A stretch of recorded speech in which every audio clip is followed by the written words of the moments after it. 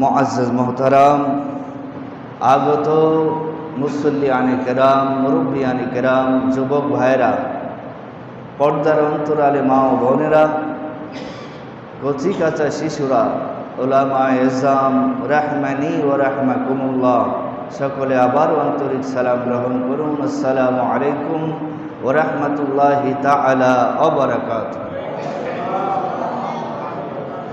মহান রব্বুল আলমের দরবারে লক্ষ কোটি শুকরিয়া, লক্ষ কোটি সুজুদ যে রব্বুল আলমিন আমাদেরকে এই পবিত্রময় মাস মাহে রমাদানে দ্বিতীয় জুমা আদায় করার জন্য সুস্থ শরীরে এই কঠিন অবস্থার মধ্যে আল্লাহ রব্বুল আলমিন সুস্থ সুন্দর দেহে আসার এবং বসার সুযোগ করে দিয়েছেন। সেই মাবুদে আলার দরবারে একটু মহাব্বতে আমরা কালিমাতুশ শুকর আদায় করি, বলি আলহামদুলিল্লাহ। আর মহাব্বতে বলি আলহামদুলিল্লাহ।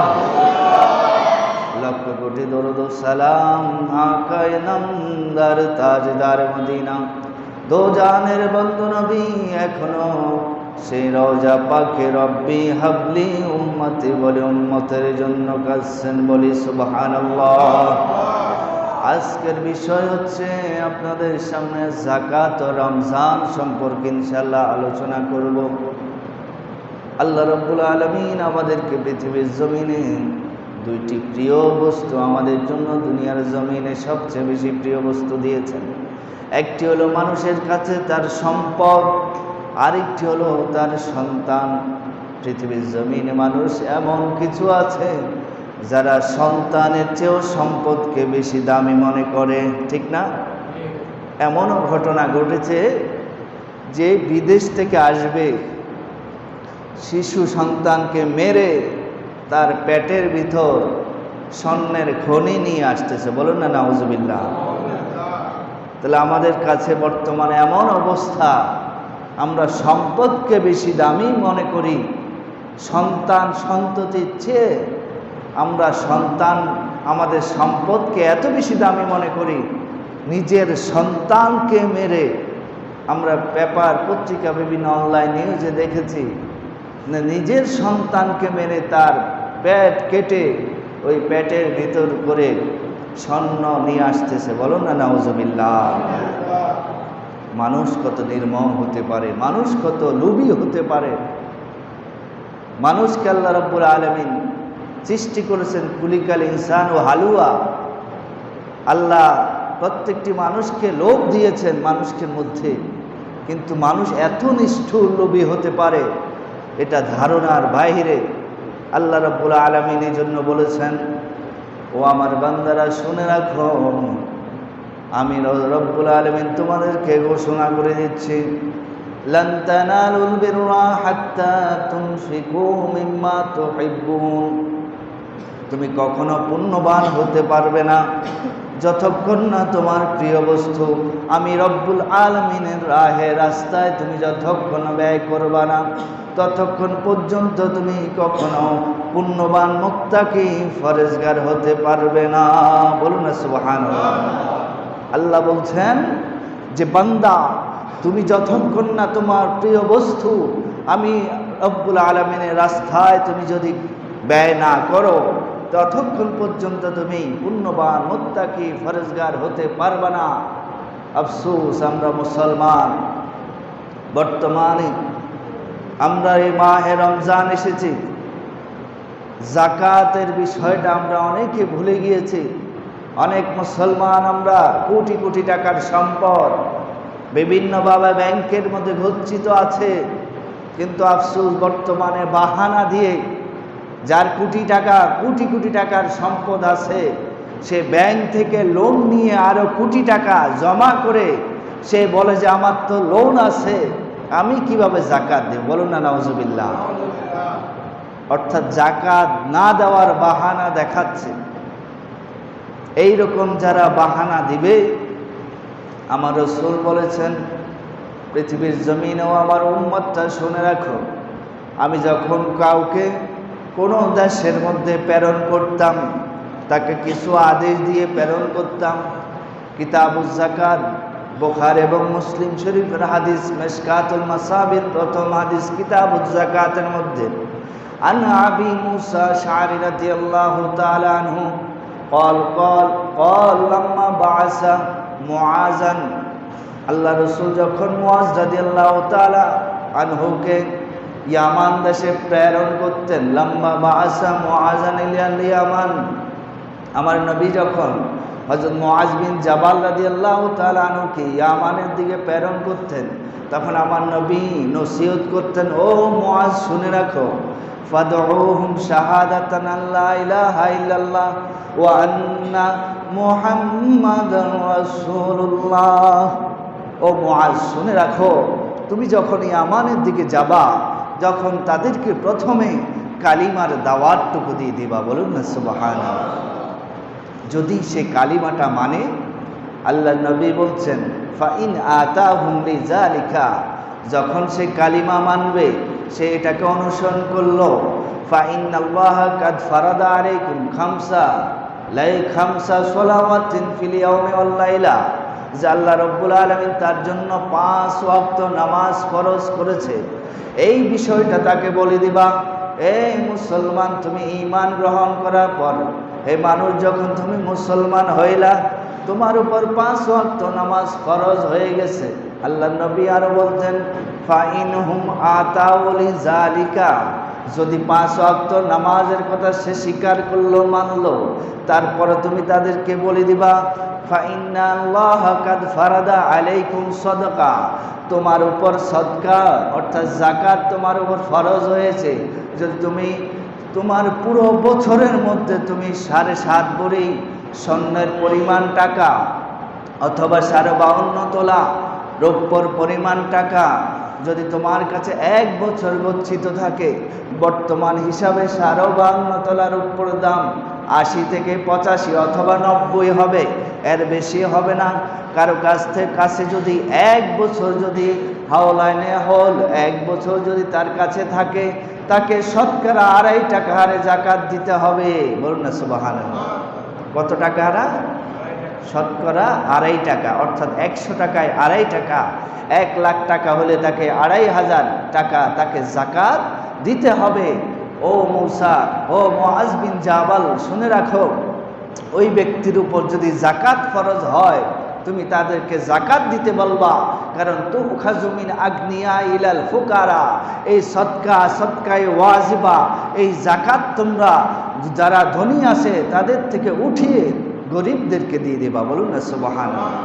আমার নবী নসিহত করতেন, আমার নবী আরেকটি নসিহত করতেন, হে মুআজ বিন জাবাল, শুনে রাখো, ইত্তাকি দাওয়াতাল মাজলুম, তোমরা মজলুমদের দাওয়াত থেকে, মজলুমের যদি আহ্বান থেকে তুমি নিজেকে বাঁচিয়ে রাখবা। কারোর প্রতি জুলুম করবা না, কাউকে অন্যায়ভাবে কথা বলবা না, কারণ ফাইন্নাহু লাইসা বাইনাল্লাহ হিজাব, কারণ জুলুম যাদের উপর করবা তাদের দোয়া আমি রব্বুল আলামিনের মাঝখানে কোনো পর্দা থাকে না, বলুন না সুবহানাল্লাহ।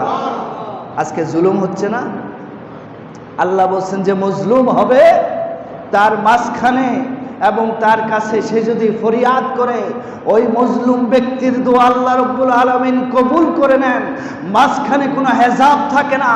ও মুআজ বিন জাবাল, শুনে রাখো, কোনো ব্যক্তিকে জুলুম করবে না, কারণ যিনি মজলুম হবে তার দোয়া আল্লাহ রব্বুল আলামিন বিনা হেজাবে আল্লাহ রব্বুল আলামিন কবুল করে নেন, বলে সুবহানাল্লাহ।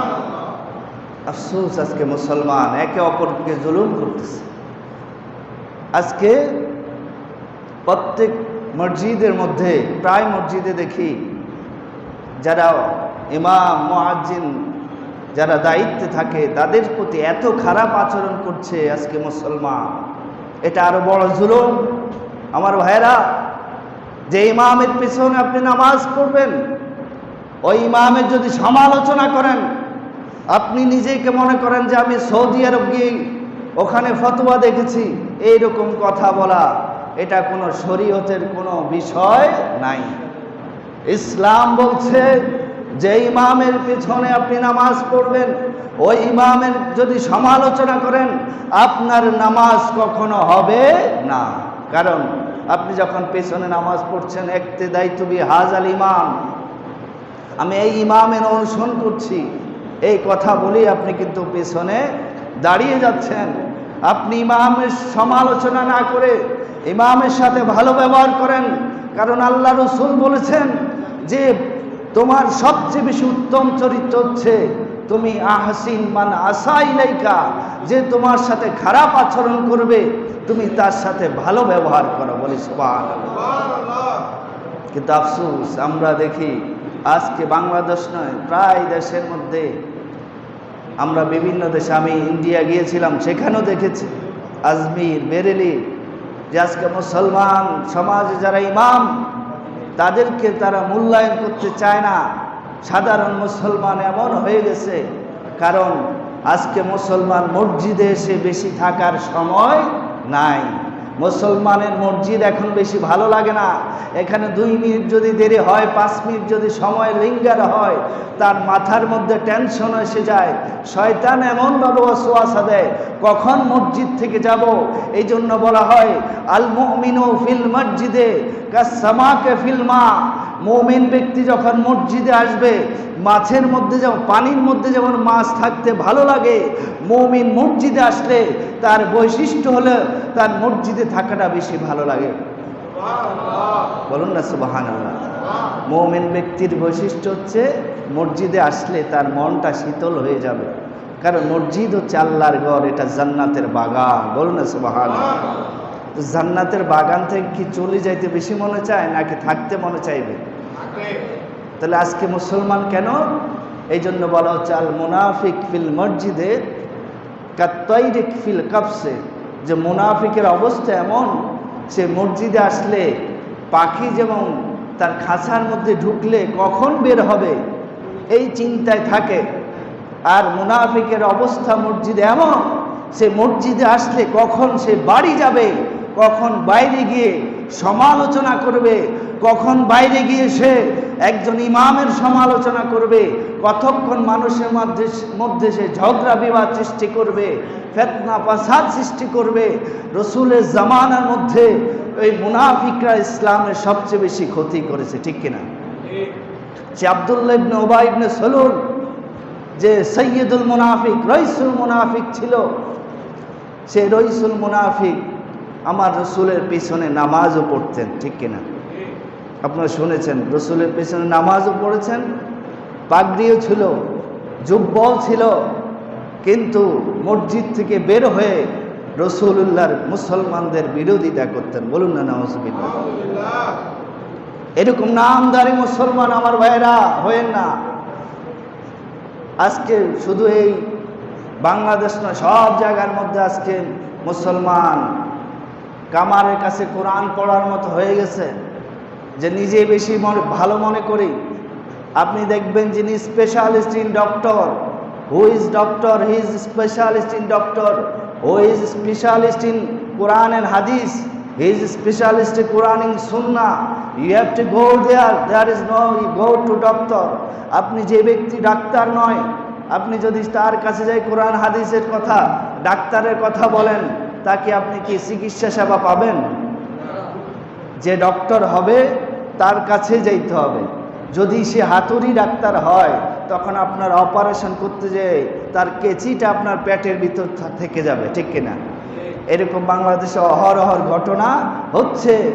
যারা আসলে ডক্টর নয়, শুধু নামে মতো ডক্টরের সার্টিফিকেট নিয়েছে, জাল করে, জাল সনদ আমাদের দেশে সহজ, ঠিক কিনা? প্রত্যেকটা বিষয়ের মধ্যে কি আছে? জাল আছে। আমরা দেখি বিভিন্ন জায়গায় এরকম বিভিন্ন খতিব আছে যারা খ্রিস্টান। বলুন না নাউজুবিল্লাহ। এই যে চট্টগ্রামের মধ্যে কিছুদিন আগে ধরা খেয়েছে যে এক খ্রিস্টান ব্যক্তি, সে কৌশলে ইমাম হয়ে গিয়েছে। ইহুদিবাদ এমনভাবে ষড়যন্ত্র করছে মুসলমানদের মধ্যে, কিছু লোককে এমনভাবে ফিট করে দিচ্ছে, কারণ মুসলমানের ইমামের কথা সকলে মোটামুটি হলো শুনে ওই ব্যক্তিকে দাঁড় করিয়ে দিল। ওই ব্যক্তি প্রায় 2 বছর যাবৎ মসজিদের মধ্যে খতিবগিরি করছে, ইমাম হয়ে নিয়োগ ছিল। বলুন না নাউজুবিল্লাহ। একজন খ্রিস্টান ব্যক্তির পিছনে কি নামাজ হবে? তাহলে এই খ্রিস্টানরা কিভাবে মুসলমানকে বিভ্রান্ত করার জন্য আজকে ইহুদিদের জায়ানিস্ট একটি গোপন সংঘ আছে। ওই গোপন সংঘের নাম হচ্ছে জায়ানিস্ট। যে জায়ানিস্ট প্রত্যেকটা মসজিদের মধ্যে, বিভিন্ন জায়গার মধ্যে মুসলমানকে বিভেদ সৃষ্টি করার জন্য, মুসলমানকে খ্রিস্টান বানার জন্য, ইহুদি বানার জন্য লক্ষ নয় কোটি কোটি টাকা তারা খরচ করতেছে। বলুন না নাউজুবিল্লাহ। মুসলমান কি টাকার মধ্যে বিলীন হয়ে যাবে? ঈমান কি টাকা দিয়ে কেনা যায়? আমার ভাইরা, এত সহজ বিষয় না। ইসলাম, ঈমান, ইহসান, ইমামত, এটা এত সহজ বিষয় না। আপনি আসেন না এখানে ইমামতির মধ্যে দাঁড়ান, দেখবেন যে আপনার কম্পন ছুটে যাবে, ঠিক কিনা? ইমামত এটা আল্লাহর দরবারে হাজিরি। আপনার নেতৃত্ব দিয়ে ইমামতির মধ্যে আপনার সম্পূর্ণ মুসল্লিদের দায়িত্বভার ইমামের কাঁধের মধ্যে উঠে যায়। এটা এত সহজ বিষয় না। আমরা যেটা এত সহজ মনে করি যে হুজুর তো মসজিদে আজান দেয় আর আমার ঘরের মধ্যে খাবার খাচ্ছে, মোল্লার দর মসজিদ পর্যন্ত, এরকম কথা বলি। আমার ভাইরা, এই মসজিদ আল্লাহর ঘর, জান্নাতের বাগান, এটা সহজ বিষয় না। আপনি চাকরি করছেন কম্পিউটারে, আপনি কম্পিউটার ইঞ্জিনিয়ার, আপনি একজন টেকনোলজিস্ট, আপনি হাই কোয়ালিফিকেশন, আপনার জব আছে, আপনি একজন বিমানে চাকরি করছেন, অথবা আপনি কোনো ইপিজেটের মধ্যে, বিভিন্ন জায়গার মধ্যে আপনি একজন হাই স্কলার। কিন্তু যখন আপনি এখানে দাঁড়িয়ে যাবেন, যখন এখানে আসবেন, তখন আমি ইমামের পেছনে আপনাকে ইক্তেদা করতে হবে, ঠিক কিনা? আপনি যখন দুনিয়ার জমিন থেকে চলে যাব, একজন খতিব বা ইমাম আপনার নামাজ আদায় করবে, জানাজার নামাজ শেষ। যখন আপনি দুনিয়ার জমিনে আসছেন, আপনার আজান একজন ইমাম সাহেব দিয়েছে, ঠিক কিনা? আবার আপনি দুনিয়ার জমিন থেকে চলে যাবেন, হায়াত এবং মৌত দোনো অবস্থায়, দোনো জায়গার মধ্যে ইমামের প্রয়োজন আছে কি নাই? তাহলে আমরা কেমনে সমালোচনা করি? আমার ভাইরা, আমার বুঝে আসে না। আমরা কেমনে একজন ইমাম এবং ইমামের পেছনে, ইমামের সাথে খারাপ ব্যবহার করি, ওনার সাথে গরম মেজাজে কথা বলি। আমার ভাইরা, ভুল হতেই পারে, মানুষ ভুলের ঊর্ধ্বে নয়। কারণ আল্লাহ রাব্বুল আলামিন মানুষকে ভুল দিয়ে, আল ইনসান মুস্তাক্কুম মিনান নিসিয়ান, যে মানুষ, ইনসানের মূল হচ্ছে নিসিয়ান, ভুলে যাওয়া। ভুল হবেই, মানুষ মানেই ভুল হবে। টুয়ার ইজ হিউম্যান, সবাই ভুলের মধ্যে আছে, থাকবেই, কিন্তু ভুল হতেই পারে। এই জন্য আমি আপনি যদি খারাপ ব্যবহার করি, এটার দ্বারা জাতি কখনো সুন্দর হবে না, মসজিদ কখনো সুন্দর হবে না। আপনি হয়তোবা আরেকজন আসবে, এভাবে আপনি করতেই থাকবেন, কিন্তু আপনার মসজিদ কখনো সুন্দরভাবে চলবে না। মসজিদ সুন্দর হতে হলে 1 নম্বর, যারা ইমাম খেদমতগার আছে তাদের সাথে ভালো ব্যবহার করেন। কারণ আল্লাহর মসজিদের ঘরের যারা খেদমতদার আছে, তাদের দাম আল্লাহ রাব্বুল আলামিন এত বেশি রেখেছেন, দুনিয়ার জমিনের মধ্যে রাজা বাদশাহ ইচ্ছেও মসজিদের যারা খাদ সেবক হবে, তাদের মর্যাদা আরও বেশি। বলুন না সুবহানাল্লাহ। এই জন্য বলেছেন ফোকায়ে কেরাম যে যিনি ইমাম হবে, 1 নম্বর শর্ত রেখেছেন সুলতানুল আদেল, যে একজন পৃথিবীর জমিনে যে শ্রেষ্ঠ ন্যায় বিচারক শাসক হবে, যেই দেশের যে ন্যায় বিচারক শাসক, তাকে তার স্থান হবে শুরুতে। বলুন না সুবহানাল্লাহ। ইসলাম শরিয়া বলছে সুলতানে আদেল যিনি হবেন, ওই রাষ্ট্রের মধ্যে তিনি মসজিদের মানে ইমামতির দায়িত্ব পালন করবেন। বলুন না সুবহানাল্লাহ। কিন্তু ইসলামী শরিয়া আমাদের দেশে নাই। আজকে মুসলমান এই জন্য ওই স্থানটাকে দিয়েছেন ওলামায়, যারা ওলামা ওয়ারাসাতুল আম্বিয়া, নবীদের ওয়ারিস। আমার ভাইরা, আমি বলেছিলাম যে আল্লাহ রাব্বুল আলামিন কাউকে পৃথিবীর জমিনে ওয়ারাসত দেন নাই, আর নিজের সন্তানদেরকেও কি তিনি কোনো উত্তরাধিকারী কোনো সম্পদ দিয়ে যান নাই। তাবরানী শরীফের হাদিস, ইন্নামাল আম্বিয়া ওয়াল আম্বিয়া ইওয়ারিস দিনারান ওয়ালা দিরহামান। শুধু আমাদের নবী না, কোনো নবী পৃথিবীর জমিনে কোনো উত্তরাধিকারী সম্পদ কাউকে দিয়ে যান নাই। ওয়ালাকিন ইউয়ারিসুল ইলমা। আমার নবী বলেছেন, আম্বিয়া কেরামরা এলমে দ্বীনের উত্তরাধিকারী দিয়ে শুধু দুনিয়ার জমিনে আল উলামা ওয়ারাসাতুল আম্বিয়া, যে হক্কানি আলেম সমাজ যারা আছে তারাই হচ্ছে নবীদের ওয়ারিস। বলুন না সুবহানাল্লাহ। আমার ভাইরা, আলেমদেরকে সম্মান করবেন। আমার রাসূল সাল্লাল্লাহু আলাইহি সাল্লাম বলেছেন, ওই মুআজ বিন জাবাল রাদিয়াল্লাহু মজলুমের দোয়া আল্লাহর দরবারে কবুল হয়, কাউকে তুমি জুলুম করবে না। বলুন না সুবহানাল্লাহ। রাওয়াহু মুসলিম, মুসলিম শরীফের হাদিস খানা। আমার ভাইরা, মাহে রমজান এবং এই যাকাতের মধ্যে কি সম্পর্ক আজকের আলোচনা। যাকাত হচ্ছে মালের ময়লা। আল্লাহ রাব্বুল আলামিন কোরআনুল কারীমের মধ্যে আকিমুস সালাহ ওয়া আতুজ যাকাত, সালাতের সাথে যাকাতের সম্পর্ক রেখেছেন। আল্লাহ রাসূল যখন 5টি ব্যানার কথা বলেছেন, সেখানেও নামাজের পরে যাকাতের কথা বলেছেন। বুনিয়াল ইসলাম আলা খামসিন শাহাদাতান আল্লা ইলাহা ইল্লাল্লাহ ওয়া আন্না মুহাম্মাদার রাসূলুল্লাহ ওয়া আকিমিস সালাতা ওয়া আতিজ যাকাত। বলুন না সুবহানাল্লাহ। আল্লাহ রাসূল সাল্লাল্লাহু আলাইহি ওয়াসাল্লাম নামাজের সাথে যাকাতের কি সম্পর্ক রেখেছেন দেখেন। কারণ যাকাতের মাধ্যমে আপনার মাল যদি পরিশুদ্ধ না হয়, তাহলে আপনার রিজিকটাও পরিশুদ্ধ হবে না। রিজিক যদি পরিশুদ্ধ না হয়, আপনার কল পরিশুদ্ধ হবে না। কল যখন পরিশুদ্ধ হবে না, আপনার নামাজ আল্লাহর দরবারে কবুল হবে না। সুবহানাল্লাহ বলেন।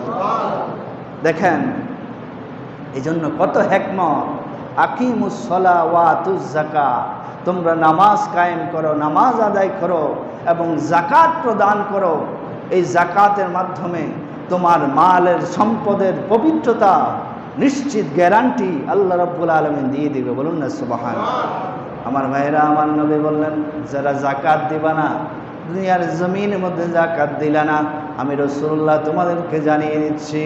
আন আবি হুরায়রা রাদিয়াল্লাহু তাআলা ক্বালা রাসূলুল্লাহ সাল্লাল্লাহু আলাইহি ওয়াসাল্লাম, মান আতাহুল্লাহু মালান ফালাম ইউআদ্দি যাকাতাহু মুসিলা লাহু মালহু ইয়াউমাল কিয়ামাহ শুজাআন আকরাউ লাহু যাবিতান, ইয়ানি ইয়াখুযু বিল আযামাইতিহি यानी सिद्क़ई अना मालुका अना कंजुका सुम्मा ताला हज़िल आया वला यहसबन्नल्लज़ीना यबखलूना बिमा आताहुमुल्लाहु मिन फज़लिहि सयुतव्वक़ूना बिहि ইয়াউমাল কিয়ামা।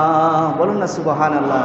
আমার রাসূল সাল্লাল্লাহু আলাইহি ওয়াসাল্লাম হাদিসে পাকের মধ্যে বলছেন যে, মান আতাহুল্লাহু মালান, আমি আল্লাহ রাব্বুল আলামিন যাকে মাল দিয়েছেন, সম্পদ দিয়েছেন, ফালাম ইউআদ্দি যাকাতাহু, কিন্তু সে ওই মালের যাকাত দেন নাই, মুসিলা লাহু মালুহু ইয়াউমাল কিয়ামা, কিয়ামতের ময়দানে ওই সম্পদ আল্লাহ রাব্বুল আলামিন ওই দিন আল্লাহ রাব্বুল আলামিন সুজাআন আকরাউ লাহু যাবিতান, বিষাক্ত অজগর সাপ হয়ে কিয়ামতের ময়দানে ওই মালগুলো উঠবে। ইয়ানি ইয়াখুযু বিমালি ইয়ানি সিদকাইহি, ওই মালগুলো সাপ হয়ে এভাবে এই কাছে এসে দুই চোয়ালের পাশে এসে এমনভাবে ধ্বংসন করতে থাকবে আর বলতে থাকবে, এই মালওয়ালা দুনিয়ার জমিন তো অনেক বেশি মহব্বত করে সম্পদকে ব্যাংকের মধ্যে গচ্ছিত রেখেছ, তোমার সম্পদকে তুমি অনেক মায়া করেছ, যে সম্পদের প্রতি এত মায়া ছিল, মানুষকে দান করার কথা দূরের কথা, ওই সম্পদ তুমি এত বেশি সম্মান দেখিয়েছ, তাকে অনেক সম্মান দেখিয়ে কেউ যেন না দেখে গোপনে গোপনে তুমি ব্যাংকের মধ্যে ডিপোজিট করেছ। আজকে এই সম্পদ আমি বিষাক্ত সাপ হয়ে বলছি, আনা কানজুকা আনা মালুকা, ওই সম্পদ যে দুনিয়ার জমিনের মধ্যে তুমি দুনিয়ার জমিনে এত সুন্দরভাবে রেখেছো, আজকে আমি সেই ধনভাণ্ডার তোমার কাছে। বলুন না নাউজুবিল্লাহ। আমার ভাইরা, ওই সম্পদ সাপ হয়ে ধ্বংসন করতে থাকবে আর বলবে, আনা কানজুকা আনা মালুকা, আমি তোমার ধনভাণ্ডার, আমি তোমার সম্পদ। আল্লাহ নবী তখন কোরআনুল কারীমের আয়াতখানা তেলাওয়াত করলেন, ওয়ালা ইয়াহসাবান্নাল্লাযীনা ইয়াবখালুনা বিমা আতাহুমুল্লাহু মিন ফাদলিহি। ও আমার উম্মতটা শুনে রাখো, আল্লাহ রাব্বুল আলামিন বলছেন, যাদেরকে আল্লাহ রাব্বুল আলামিন সম্পদ দিয়েছে তোমরা তা নিয়ে বখিলাতি করবা না। যদি বখিলাতি করো, তুমি যদি সম্পদের যাকাত না হও, সাইয়ুতাওয়াক্কাউনা বিয়াউমাল কিয়ামা, ওই সম্পদ তোমার সাপ হয়ে বেড়ি হয়ে তোমার গলার মধ্যে ঝুলে কিয়ামতের ময়দানে তোমাকে এভাবে ধ্বংসন করতে থাকবে। বলুন না নাউজুবিল্লাহ। আমার ভাইরা, এখন আমরা কি যাকাত দিব কি দিব না? দিব, কিন্তু তাও যাদের আছে আমরা কিন্তু যাকাত দেওয়ার চেষ্টা করি না। আমি বলছিলাম যে ৮০-৮৫ হাজার টাকা যদি কারো ব্যাংকে থাকে অথবা কারো কাছে ১ বছর থাকে, তাকে শতকরা ২.৫ টাকা হারে কি দিতে হবে? যাকাত দিতে হবে। এরকম কি আমাদের দেশে নাই? অহরহর আমি অনেক যারা ভিক্ষুক আছে তাদের ব্যাংকও আমরা দেখেছি, অনেক খবরের মধ্যে এসেছে ৮-১০ লাখ টাকা ব্যাংকের মধ্যে জমা আছে না? ওই যে আমরা দেখবেন ঢাকা শহরে এভাবে হাট টাট বিভিন্নভাবে তারা কৌশলে ব্যবসা শুরু করছে, ভিক্ষুকের ব্যবসা। আমার ভাইরা, এই সম্পদ আপনাকে কবরের জমিনের মধ্যে এমনভাবে কষ্ট দিবে, ওই যে আল্লাহ রাসূল বলেছে হাশরের মাঠে ওই সম্পদ সাপ হয়ে যাবে, বিষাক্ত সাপ। দুনিয়ার সাপ তো আপনার একবার কামড় দিলে এটিএস ইনজেকশন দেন, ওই সাপ সেখানে কামড় দিলে ইনজেকশন দেওয়ার সুযোগ নাই। আমার রাসূল বলেছেন, যদি ওই সাপগুলো দুনিয়ার জমিনে একবার নিঃশ্বাস ফেলতো, এই দুনিয়ার জমিনের সবুজ যা আছে সব কিছু নষ্ট হয়ে সব পাতা ঝরে যেত। বলুন না নাউজুবিল্লাহ। তাহলে দেখেন, শুধু নিঃশ্বাস, কামড় তো দূরের কথা, নিঃশ্বাস ফেললে দুনিয়ার জমিনে সবুজ সব মরে সবুজ থাকবে না, দুনিয়ার জমিন সব ধুলায় দূষিত হয়ে যাবে। আর যে আপনাকে আমাকে যদি কামড় দেয় কিয়ামতের ময়দানে, সম্পদ কি অবস্থা হবে একটু চিন্তা করেন আমার ভাইরা। সম্পদ নিয়ে তো আমরা সবাই ঘুমিয়ে আছি, সবাই কিভাবে না দিতে পারি। মসজিদের জন্য 10টা টাকা 20টা টাকা চাইলে আমরা অনেকে দিতে চাই না। মসজিদের জন্য, আল্লাহর ঘরের জন্য মানুষকে যাকাত দিতে চাই না। এই যাকাত মালের ময়লা, যত বেশি খাবেন তত বেশি ওই টয়লেটে চলে যাবে, কিন্তু যত বেশি ব্যয় করবেন মানুষকে দিবেন, এটা জমা হয়ে আল্লাহর দরবারে কবুল হয়ে যায়। বলে সুবহানাল্লাহ। আমার ভাইরা, যাকাত এবং রমজানের সাথে কি সম্পর্ক? আমরা যাকাত দিচ্ছি না, রমজানের মধ্যে যাকাত দিলে কি উপকার হবে? যে যাকাত আগে দিলে আপনার সেখানে ফরজিয়াত আদায় হবে, কিন্তু আপনি রমজানে যাকাত দিলে 70 গুণ ফরজিয়াতের সওয়াব আল্লাহ রাব্বুল আলামিন আপনার আমলনামায় লিখে দেবে। বলি সুবহানাল্লাহ। কারণ আল্লাহ নবী বলেছেন, মান আদ্দা ফরিদা কামান আদ্দা 70 ফরিদা।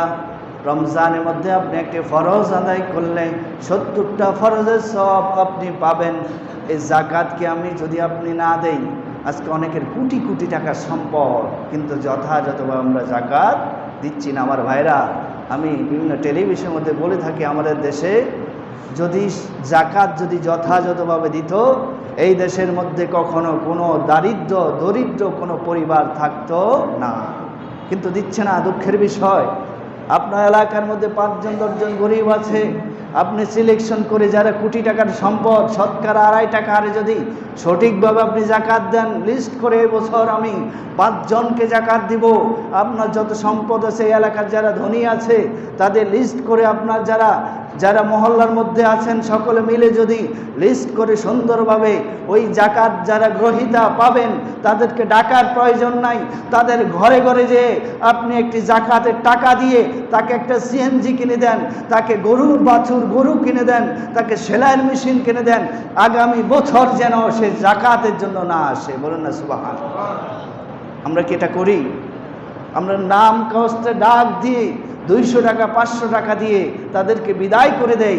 ওই 200 টাকা 500 টাকা দিয়ে 4 দোকানে যেয়ে তারপরে সামান্য কিছু বাজার করলে শেষ, এটাই যাকাত শেষ। যাকাতের লুঙ্গি দেই, এই যে আমরা দেখি বিভিন্ন দোকানের মধ্যে যাকাতের লুঙ্গি 200 টাকা 250 টাকা।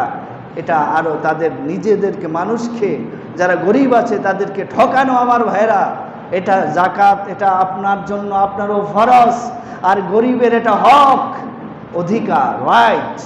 বাংলাদেশের অধিকার আছে না? জনগণের অধিকার কি? পৃথিবীর জমিনে, এই বাংলার জমিনে অন্ন, বস্ত্র, বাসস্থান, সুশিক্ষা, সে অবশ্যই তাকে গ্রহণ, তার জন্য অধিকার, ঠিক না? তার অন্ন, খাওয়া, বাসস্থান, তার জন্য এটা অধিকার। তারপর চিকিৎসা, তারপর শিক্ষা, এগুলো তার জন্য অধিকার। এটা কেউ কাউকে হস্তক্ষেপ করার কোনো সুযোগ নাই। এভাবে আল্লাহ রাব্বুল আলামিন কোরআনে বলেছে, ফি আমওয়ালিহিম হাক্কুন লিস-সাইলি ওয়াল মাহরুম, ধনীদের সম্পদের মধ্যে বান্দার, গরিবের অধিকার।